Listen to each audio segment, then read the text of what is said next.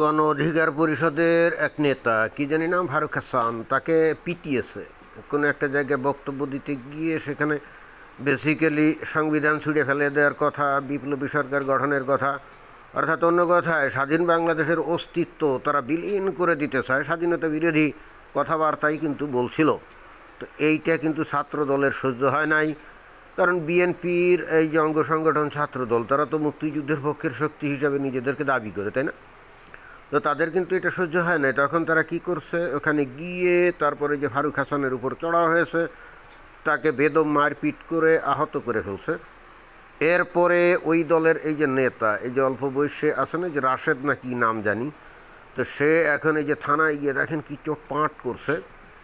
তো আমরা ভিডিওতে তার এই চোটপাটগুলো একটু দেখি। 1 ঘন্টার মধ্যে আসামিদেরকে গ্রেফতার করবেন, পুরো 24 ঘন্টা সময় না, 1 ঘন্টা সময় দেওয়া হলো। 1 ঘন্টার মধ্যে যদি গ্রেফতার না করেন, এর প্রেক্ষিতে কোনো সংঘর্ষ বাঁধলে তার দায় এই পুলিশকে। তত বুঝলাম, কিন্তু ওই ছেলেটা অর্থাৎ ফারুক হাসান তো স্বাধীনতা বিরোধী কথা বলছিল। এখন তোমরা কি বাংলাদেশের স্বাধীনতা বিশ্বাস করো না? এখন ছাত্রদল ওরা তো স্বাধীনতা বিশ্বাস করে, ওরা তো মুক্তিযুদ্ধের পক্ষে শক্তি হিসাবে গণ্য করে নিজেদেরকে, তাই না? তো এখন মুক্তিযুদ্ধের বিরুদ্ধে, স্বাধীনতার বিরুদ্ধে কেউ যদি বলে, তাহলে তারা কি দেশদ্রোহী হয়ে যায় না? এখন ছাত্রদলের সহ্য হয় না, এই জন্য পিটিয়েছে। এখন তুমি এসে এখানে থানায় বলছো যে 1 ঘন্টার মধ্যে গ্রেপ্তার করতে হবে। কাদেরকে গ্রেপ্তার করবে? ছাত্রদলের নেতাদেরকে। তুমি যেভাবে এখানে কথাবার্তা বলছো, আমার কাছে তো মনে হচ্ছে যে এরপর কিন্তু এই ছাত্রদল তোমাকেই টার্গেট করবে, বুঝছো? যত বড় মুখ না তত বড় কথা যদি বলো, তো তাহলে ছাত্রদল কিন্তু এটা মানবে না। জিনিসটা বুঝতে হবে যে তোমাদের সমর্থন এই বাংলাদেশে কত। এই যে গণ অধিকার পরিষদ না কি জানি, তোমার বাড়ি যেখানে, এখন যদি একটা ইলেকশন হয় মনে করো, তাহলে তোমার নিজের এলাকাতেই তো তোমার কি জামানত বাজেয়াপ্ত হবে, আর তুমি এসে এখানে পরিবর্তিত পরিস্থিতিতে এই যে চোটপাট করছো, তো এতে করে তুমি কিন্তু 2 তরফে আক্রমণের শিকার হবে। নাম্বার 1, ছাত্র দলের আক্রমণের শিকার তো হবেই, আর পুলিশও কিন্তু বিষয়টাকে মোটেও ভালোভাবে নেবে না, নিচ্ছে না। তারাও কিন্তু ওত পেতে থাকবে তোমাকে কবে কোন দিন বাগে পাওয়া যায়, এরা কিন্তু ভুলবে না। তুমি কিন্তু ভবিষ্যতের কথা চিন্তা করে কথা বলো নাই।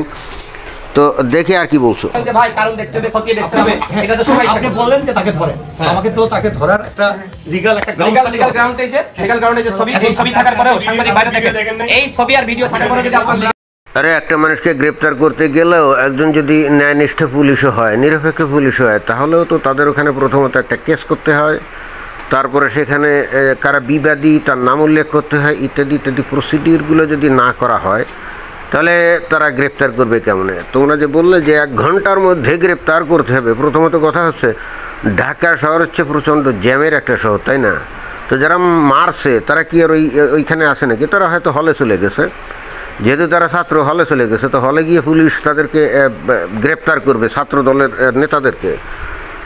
এখানে তুমি ওজন বুঝে তো কথা বলছো না। আর তা বাদে সেই জায়গায় পৌঁছতেও তো এদের এই যে যানজটের শহর, যাইতেও তো টাইম লাগবে। কিন্তু তারপরেও যারা থাকে মারছে, এটা তো আসলে সঠিক কাজ না, মারছে অন্যায় করছে, বাট সে যে মার খেয়েছে তারও তো বেসিক গ্রাউন্ড আছে, সে তো স্বাধীনতা বিরোধী কথা বলছিল, তো ছাত্র দল তো এটা মানবে না। কিন্তু আমি আশ্চর্য হচ্ছি এই ভেবে, যদি এইটা ছাত্র দল যদি না করে যদি এই যে ছাত্রলীগ করতো, তাহলে এতক্ষণে সারা বাংলাদেশে একেবারে তোলপাড় শুরু হয়ে যেত, বলতো যে আওয়ামী লীগ ফ্যাসিস্ট, তারপরে ছাত্রলীগ ফ্যাসিস্ট, শেখ হাসিনা ফ্যাসিস্ট, তাই না? তো এখন ছাত্র দল করছে বলে এই ধরনের কোনো বক্তব্য বিবৃতি কিছুই দিচ্ছ না, খালি গ্রেপ্তারের জন্য আলটিমেটাম দিচ্ছ। কিন্তু কথা হচ্ছে ওই পুলিশ, সে কি আসলে গ্রেপ্তার করবে নাকি? সে তো গ্রেপ্তার করবে না, কারণ সে হিসাব করবে যে কাদের জনসমর্থন বেশি, তোমাদের নাকি ওই ছাত্র দলের। ক্লিয়ার? এবং অতঃপর যাদের সমর্থন বেশি তাদের পক্ষেই দাঁড়াবে, কারণ তারও তো পিঠ বাঁচাতে হবে, তাই না? ছাত্র দলের বিরুদ্ধে গিয়ে তারা কি তাদের চাকরিটা খোয়াবে এখন এই পরিবর্তিত পরিস্থিতিতে? তুমি কি এই পুলিশের চাকরি রক্ষার জন্য তোমার সেই ধরনের জনবল বা ক্ষমতা আছে? যাই হোক, পুলিশ এখন মোরালি একটু অবস্থায় আছে, উইক অবস্থায় আছে বলে তোমার সাথে এই যে মিষ্টি মিষ্টি কথা বলছে অথবা নরম সুরে কথা বলছে। বাট তুমি যে আচরণগুলো করলে, এইগুলো কিন্তু পুলিশ মার্ক করে রাখলো, বুঝছো? এগুলো তাদের মেমোরিতে রাখলো। এরা কিন্তু ভবিষ্যতের জন্য অপেক্ষা করবে কবে পরিস্থিতির পরিবর্তন হবে, আর তখন কিন্তু তোমাকেও ওই ফারুক হাসানের মতো পরিস্থিতির মধ্যে পড়তে হতে পারে। অন্তত পুলিশ যদি ডাইরেক্টলি সেই ধরনের পরিস্থিতি নাও ঘটায়, তাহলে অন্তত ছাত্র দলকে কিন্তু এরা লেলিয়ে দেবে, এতে কিন্তু আমার কোনো সন্দেহ নাই।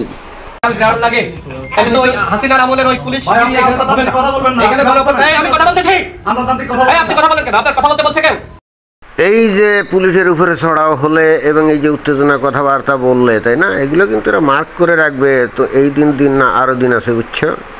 এবং সেই দিনের পরিবর্তন খুব বেশি টাইম লাগবে না, খুব অল্প দিনের মধ্যেই দেখবে যে সিনারিও চেঞ্জ হয়ে গেছে। আর এখন এই যে ছাত্র দলের লোকদের গ্রেপ্তার করার জন্য এখানে চলে আসছো না, তো ছাত্র দল কিন্তু আমার ধারণা তুমি এখান থেকে বেরোলেই হয়তো তোমার উপরে হামলে পড়তে পারে। তখন পুলিশ কিন্তু তোমাকে বাঁচানোর জন্য আসবে না, বুঝতে পারছো? এখানে যে আচরণ করলে, এভাবে কথা না বলে হয়তো ভদ্রভাবে কথাবার্তা বললে তাহলে হয়তো পুলিশ চিন্তা ভাবনা করতো, কিন্তু আমার মনে হয় যে তাও কিছু করতো না। ছাত্র দলের নেতা না, কিছুই করতো না, কারণ তারাও পুলিশও তো জানে যে আর 2 দিন পরে ইলেকশন হলে ওই যত ষড়যন্ত্র পাকানো হোক না হোক, ওই বিএনপি কিন্তু ক্ষমতায় যাবে, যদি না ভারত আর আমেরিকা কোনো কায়দা কানুন করে ষড়যন্ত্র করে আবার শেখ হাসিনাকে না বসিয়ে দেয়, বুঝছো? যদি বসিয়ে দেয় তাহলেও তোমাদের বিপদ, আর যদি বিএনপি ক্ষমতায় আসে তাহলেও বিপদ, আর যদি নাও আসে আপাতত বর্তমানে যে পরিস্থিতি, তোমরা যেমন চোটপাট করো আর ছাত্র দলও তো চোটপাট করে, তাই না? তো এইখানে যাদের শক্তি বেশি, অর্থাৎ যাদের দলে লোক বেশি, তারাই চোটপাট বেশি করলে বেশি সুবিধে, তাই না? অতএব তুমি কিন্তু এখন এই পুলিশের রোশনালয়টা পড়লেই এরা তো চাকরি থাকবে, তাই না? এরা তো আর চাকরি যাবে না। এরা কিন্তু তোমাকে মার্ক করে রাখলো, তোমাকে নোট করে রাখলো যে তুমি তাদের সাথে কি ঔদ্ধত্যপূর্ণ আচরণ করছো, এবং এটা এরা কিন্তু ভুলবে না। আর ছাত্র দল তারাও এই তোমাদের এই ভিডিও দেখলো, আর তোমার এই সাহসের জন্যে তোমাকে কিন্তু তাদের কাছে পস্তাতে হবে। অর্থাৎ তারা কিন্তু এখন ওত পেতে থাকবে তোমাকে কোথায় বাগে পাওয়া যায়। আর বাগে পেলে তোমার রক্ষার জন্য যে বললাম না যে পুলিশ সেখানে কিন্তু এগিয়ে যাবে না, বরং তুমি আহত হয়ে এমনকি নিহত যদি হও তাতেও এই পুলিশ খুশি হয়ে যাবে, এটাই বাস্তবতা। এখন দিন বদলের পালায় হঠাৎ করে মানে অস্থির আচরণ করছো, ওজন না বুঝে কথা বলছো। তোমার বুঝতে হবে যে তোমার দল হলো কি গণ অধিকার পরিষদ, না? তো বাংলাদেশে এদের কী পরিমাণ সমর্থক আছে বলো তো? তেমন তো নাই, নাম সর্বস্ব দল, অল্প কয়েকজন নেতা নিয়ে, মানে সবাই আসলে নেতা, কর্মী টর্মী নাই। এখন এখানে পুলিশে এটা জিনিসটা জানে তো।